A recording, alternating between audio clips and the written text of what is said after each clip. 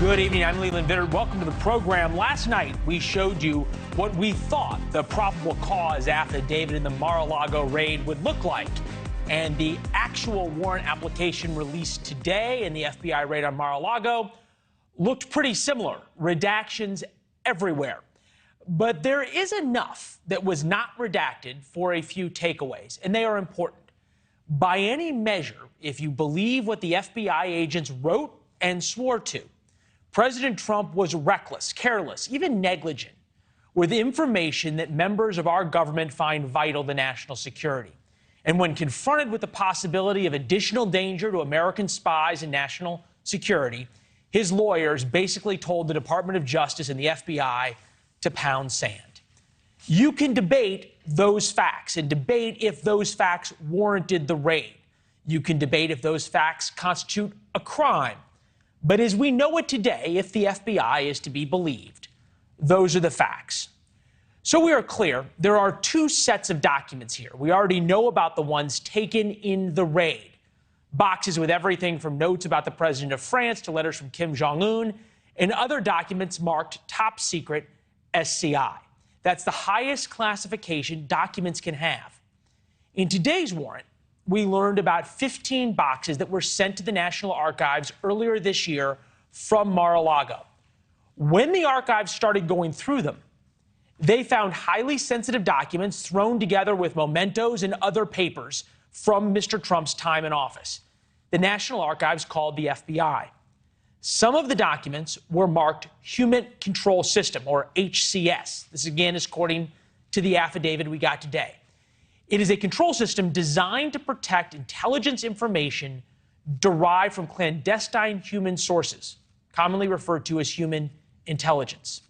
If those documents get in the wrong hands and the wrong people figure out who is telling American spies the deepest, darkest secrets of the Chinese and the Russians and the Iranians, American intelligence sources die.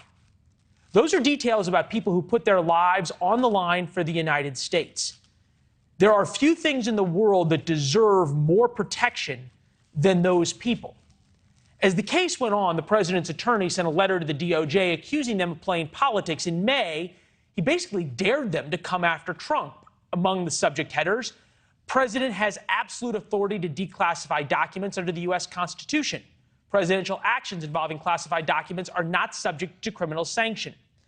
The warrant application is blacked out as to how and why the FBI figured out there were more and similar documents at Mar-a-Lago, but they did indeed find them. Tom Dupree is here, former Deputy Assistant Attorney General under George W. Bush, now one of Washington's most sought-after attorneys in private practice. Tom, it's good to see you. I appreciate it. Even if you believed it, would you ever send a letter that is that antagonistic to the DOJ? Leland, I wouldn't. It's not my style. I suspect it's probably not the style of most lawyers dealing with the Justice Department. I mean, look, the Justice Department can be absolutely relentless in pursuing documents that it thinks are being wrongfully withheld from it. And typically, when you engage the Justice Department, you want to strike a note of respect, cooperation, and compromise and try to work it out. Because if you tell them to pound sand, they're going to do something like execute a warrant on your client's property. Well, it almost makes you think that they kind of wanted to set this showdown up in some odd way, perhaps. When you read the affidavit, and granted, there's a lot blacked out, but you can read between the lines better than we can. Did the FBI and the DOJ make every effort possible to get these boxes back before the search warrant?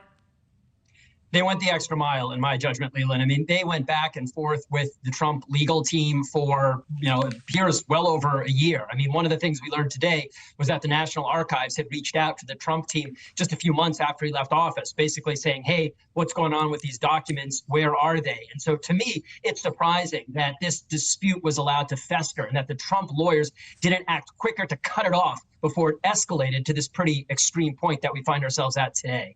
When you say the Trump lawyers didn't cut it off, would it be malpractice not to, unless your client said this is what we're going to do? Well, look, I mean, there can be circumstances where it pays to take a hard line.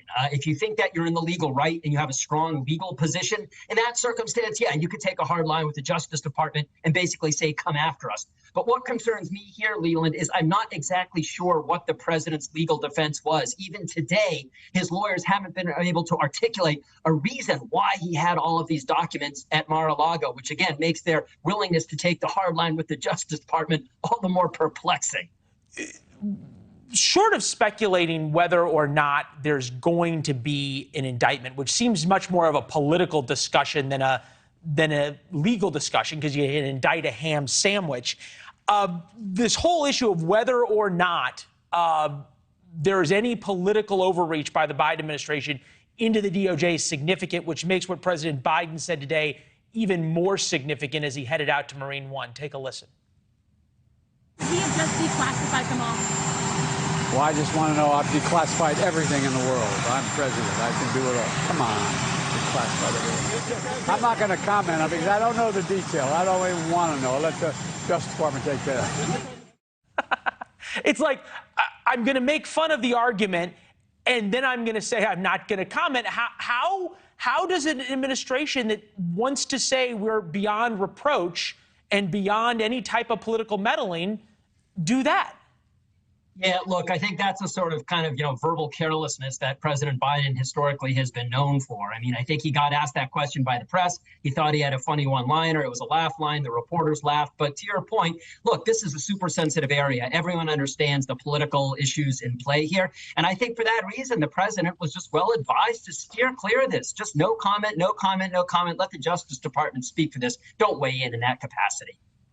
Yeah, it's amazing. One of President Trump's response probably got the last laugh. He released a statement that we'll put up on the screen that was mostly blacked out. Make America great again. Probably not a legal response, but a political one. Hey, Tom, it was good to see you. Thank you as always. Thank you, Leland. Yeah, this was great. Have a great weekend. Thanks for watching. Go to newsnationnow.com to find NewsNation on your television provider. And don't forget to subscribe. Click the red button to get more of NewsNation's fact-driven, unbiased coverage.